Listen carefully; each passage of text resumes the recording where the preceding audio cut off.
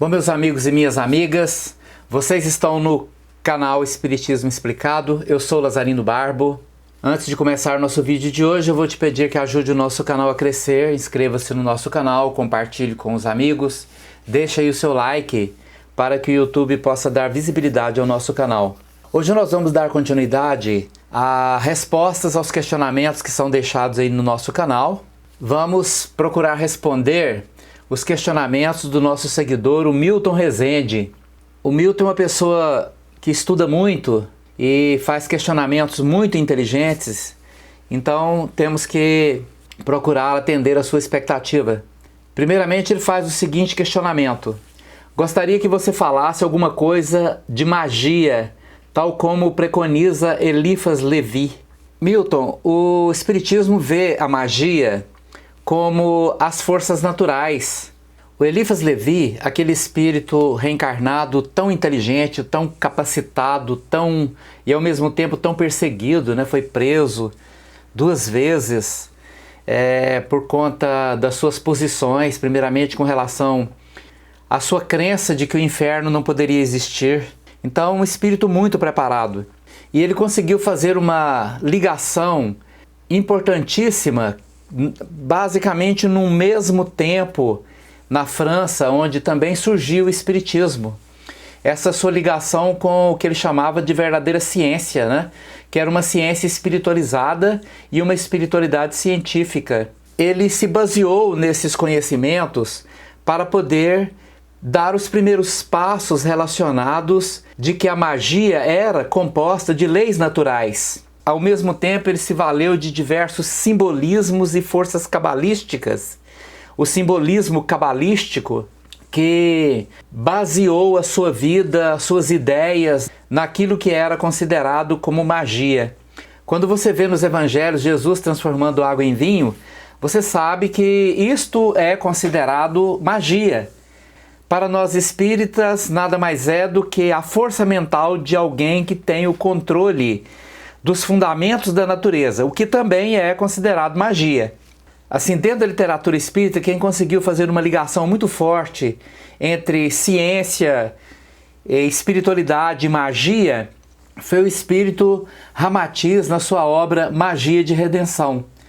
Ali ele conseguiu juntar ciência, religiosidade e espiritualidade e as forças mentais, eletromagnetismo, tudo ajuntando como as bases da considerada magia, que nada mais é do que a força mental atuando sobre a lei natural. Então o Espiritismo vê como a atuação do eletromagnetismo movimentado pela mente através das forças naturais para se concretizar algum fim. Isto para nós é magia. E Eliphas Levi foi um dos precursores disso, ele trouxe as bases mais importantes disso, né? A nossa singela opinião é essa. Eu tenho a convicção que você sabe muito mais sobre Eliphas Levi do que eu. No início de minha ligação com a espiritualidade, há 45 anos atrás, eu procurei estudar muito, procurando algo que satisfizesse os meus questionamentos. Então eu estudei muito o ciclo esotérico da comunhão do pensamento, frequentei tátuas, né? Estudei Eliphas Levi. Depois eu encontrei o Espiritismo e achei ali uma visão extremamente racional da vida, porque é a visão de Allan Kardec, e me trouxe questionamentos sobre o princípio, o meio e o fim. E isto para mim é a verdadeira magia, a magia da natureza, a magia da vida, a magia da transformação do ser, da mudança dos paradigmas relacionados à mentalização, ao eletromagnetismo, às forças que gerem o universo. E isto é a grande magia. E Eliphas Levi também via dessa forma. O mundo como uma grande força mágica em movimento.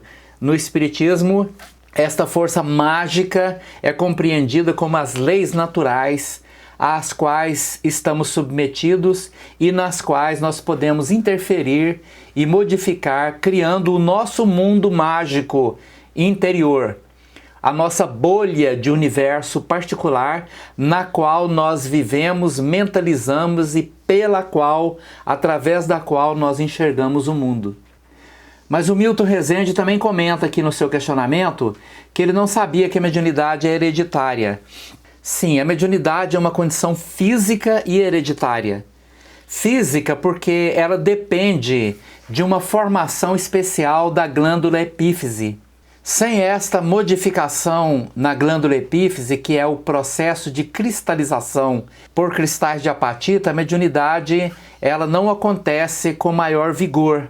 Então, por esta razão, por ser uma condição física, ela também tem características hereditárias. Mas vamos analisar a questão da hereditariedade de determinados fatores.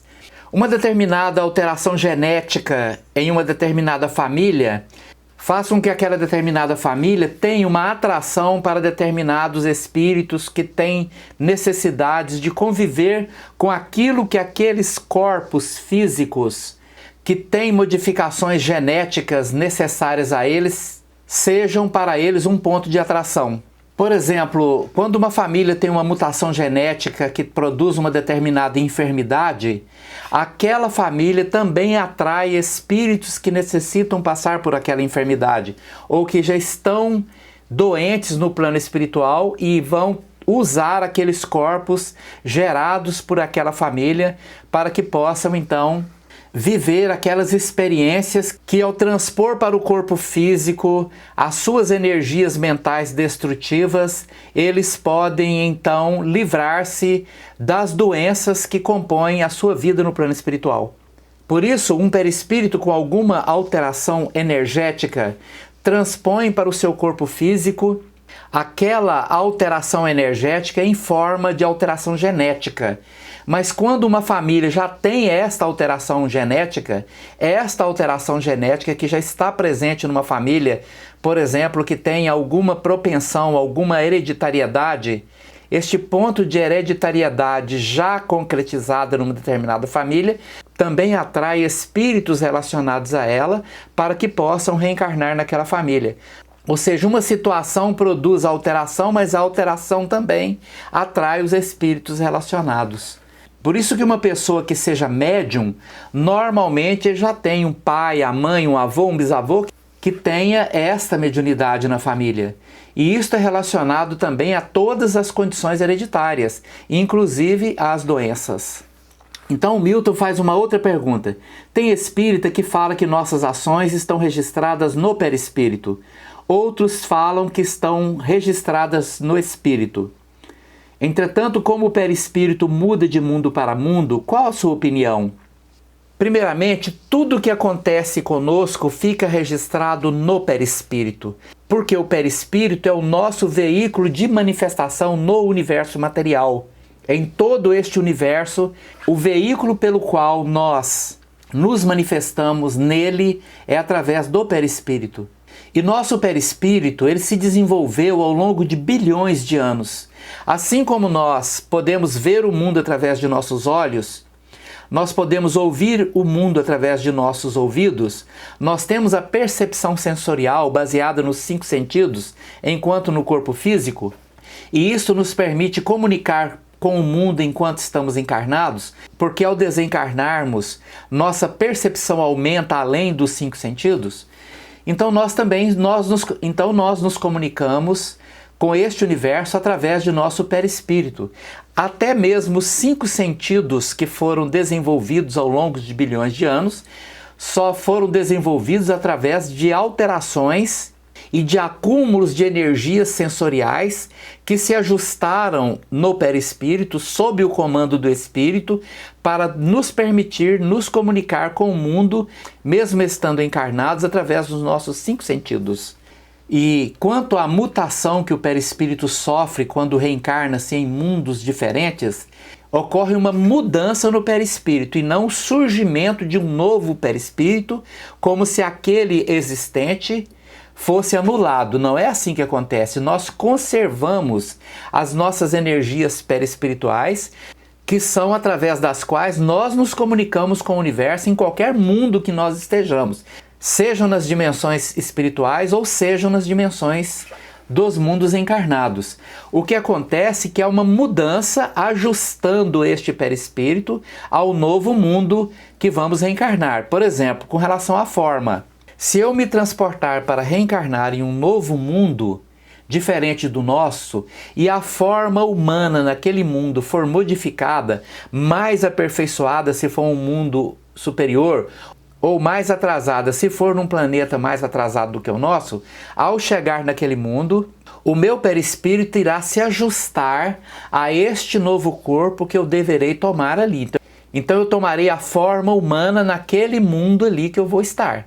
Outras alterações também serão efetivadas, como, por exemplo, se naquele mundo eu não respirar oxigênio, se as misturas atmosféricas existentes ali forem diferentes do que a nossa, se não houver água ou se as fontes de energia, de alimentação forem totalmente diferentes do que a nossa, meu perispírito irá se ajustar para que ele possa criar um novo corpo e este corpo possa sobreviver naquele novo mundo diferente do nosso aqui. Então, meu perispírito se ajustou ao planeta Terra para que eu possa reencarnar aqui.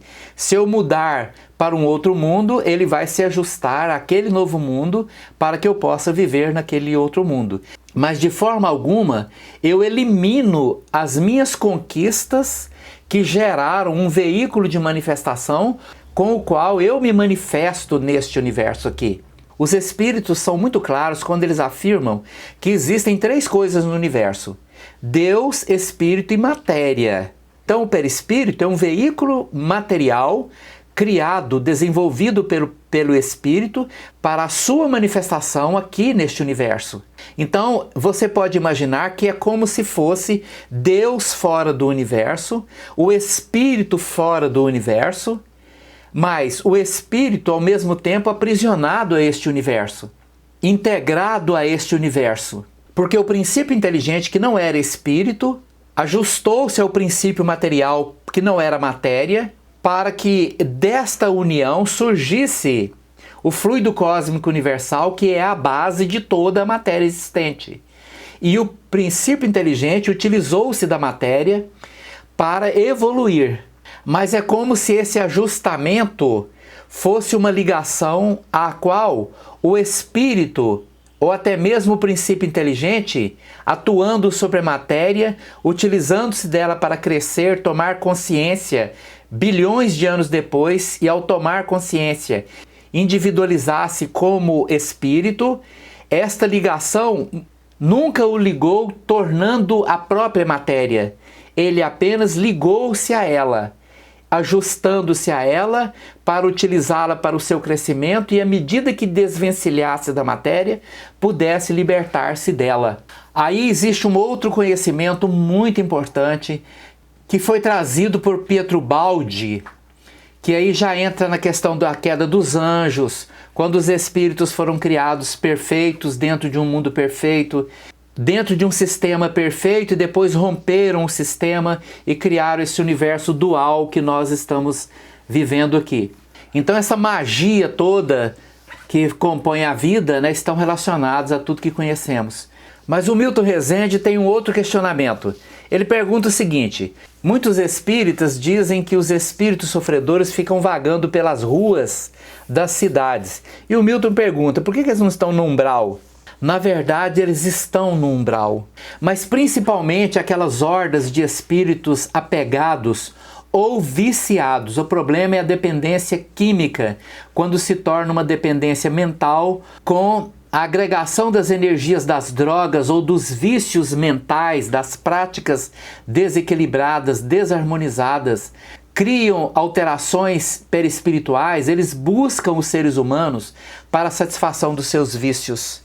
Então, quando você chega num bar, por exemplo, onde há o consumo de bebida alcoólica, e existem em todos os bares uma quantidade enorme de médiums que não sabem, desconhecem a mediunidade, e esses médiums têm uma facilidade de doar ectoplasma para o ambiente em que estão, as drogas ali consumidas, o álcool, a maconha, a cocaína, seja o que for, essas drogas absorvidas pelo corpo físico misturam-se com o ectoplasma e tornam-se então acessíveis a esses espíritos que são sempre, em qualquer lugar onde há o consumo de droga, uma população muito maior do que os encarnados. E eles buscam esses locais para a satisfação de seus vícios, alimentando-se dessas energias que ali são disponibilizadas a eles. Da mesma forma que outras formas de vícios, né? Como a viciação sexual, como a prática de crimes. Inclusive, muitos espíritos dessa natureza são motivadores de crimes, assassinatos, para que o fluido vital das pessoas que estão sendo mortas ali possam alimentá-los, porque são espíritos de vibrações muito baixas e se alimentam das energias mais destrutivas. Então, nesse processo todo, os espíritos se aproximam do plano material. É muito comum, por exemplo, uma pessoa que desencarna muito apegada aos seus bens materiais e volta para suas empresas, volta para suas casas, volta para a proximidade dos seus entes queridos. Por conta do apego exagerado, elas não conseguem se libertar do mundo físico. Mas no mundo mental em que elas estão vivendo, elas estão num mundo de sofrimento relacionado ao umbral, elas estão no umbral, mas profundamente ligadas ao mundo material, na tentativa de continuar vivenciando as mesmas forças, as mesmas energias que vivenciavam enquanto encarnadas. Sem contar os espíritos doentes que desencarnam e continuam perambulando pelas ruas aqui. Eles ficam numa região intermediária, não se projetam no plano espiritual e nem estão no mundo físico. Isto é umbral. Não é nem no plano espiritual e nem no mundo físico, uma região intermediária. Isto é umbral. E elas ficam profundamente aprisionadas ao mundo físico. E nesta relação, a importância dos médiuns psicofônicos nos trabalhos espíritas é fundamental, insubstituível, porque normalmente estes espíritos estão aprisionados dentro do processo do monopensamento, não conseguem libertar-se dele. E quando estão incorporados no médium psicofônico, eles podem ser despertados do monopensamento, raciocinar, mudar a natureza da sua energia e aí então serem acessados pelos trabalhadores do plano espiritual que podem reconduzi-los ao mundo espiritual. Muito obrigado pela sua atenção. Se vocês gostaram desse vídeo, deixe aí o seu like, inscreva-se no nosso canal e compartilhe com os amigos. Muito obrigado.